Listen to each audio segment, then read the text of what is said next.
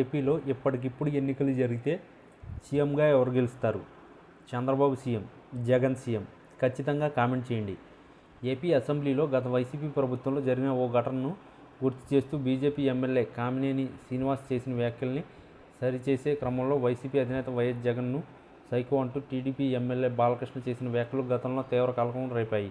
దీనిపై వైసీపీ శ్రేణులు మండిపడుతూ బాలయ్యను సోషల్ మీడియాలో తీవ్రంగా ట్రోల్ చేశారు. అయితే చిరంజీవి మాత్రం బాలయ్యకు కౌంటర్ ఇచ్చారు. దీంతో ఆ వివాదం సద్దుమణిగిపోయిందని అంతా భావించారు. కానీ నిన్న ప్రెస్ మీట్ పెట్టిన వైఎస్ జగన్ మళ్ళీ ఆ విషయాన్ని కెలికారు. చిరంజీవి విషయంలో అసలు వివాదం లేకపోయినా కేవలం రాద్ధాంతం చేసి అసెంబ్లీలో బాలకృష్ణ తాగి మాట్లాడారని జగన్ సంచలన ఆరోపణలు చేశారు. అలాగే తాగిన వ్యక్తిని అసెంబ్లీకి ఎలా అనుమతించారని జగన్ ప్రశ్నించారు. బాలకృష్ణ ఆ విధంగా మాట్లాడుతున్నారంటే ఆయన మానసిక ఆరోగ్యం ఎలా ఉందో ఆయనే ప్రశ్నించుకోవాలని జగన్ సూచించారు. దీంతో జగన్ వ్యాఖ్యలకు మళ్ళీ ఈ వివాదం రాజేశాయి. దీనిపై ఇవాళ ఏపీ సమాచార శాఖ మంత్రి పార్థసారథి స్పందించారు. జగన్ మోహన్ రెడ్డి ఏపీ అసెంబ్లీకి రాకుండా బాలకృష్ణ గురించి మాట్లాడడం మంచిది కాదని మంత్రి తెలిపారు. సహచర సభ్యుడికి గురించి జగన్ ఇష్టానుసారంగా మాట్లాడడం మంచి పద్ధతి కాదని సూచించారు. బాలకృష్ణ గురించి అసభ్యకరంగా జగన్ ఎలా మాట్లాడతారని పార్థసారథి ఈ సందర్భంగా ప్రశ్నించారు.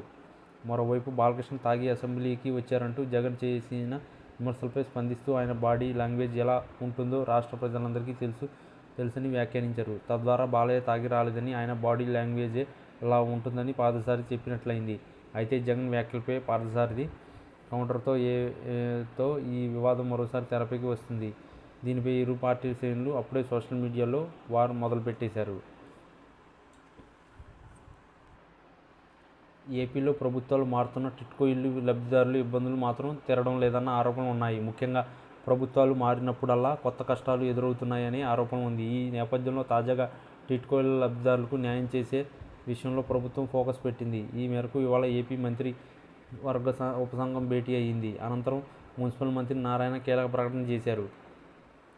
ఇవాళ అమరావతి సచివాలయంలో భూ సంస్కరణలపై వేసిన మంత్రివర్గ ఉపసంఘం సమావేశం అందరికీ ఇల్లు అంశంపై చేసిన కేబినెట్ సబ్ కమిటీ సమావేశానికి మున్సిపల్ మంత్రి నారాయణ హాజరయ్యాడు.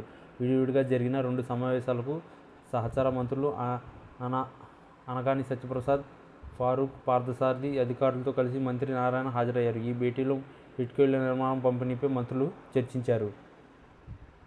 అనంతరం మాట్లాడిన మున్సిపల్ మంత్రి నారాయణ రాష్ట్రంలో 2014-19 మధ్య 7 లక్షల టిట్కో ఇళ్ల నిర్మాణానికి కేంద్రం ఇచ్చిన అనుమతి తీసుకున్నట్లు తెలిపారు. వీటిలో 5 లక్షల ఇళ్లకు పాలనా అనుమతులు తీసుకుని నిర్మాణాలు కూడా ప్రారంభించామన్నారు. గత ప్రభుత్వం వీటిని 2,60,000కు కుదించిందన్నారు. అనేక పాలసీలు మార్చి గందరగోళానికి గురి చేసిందని నారాయణ ఆరోపించారు.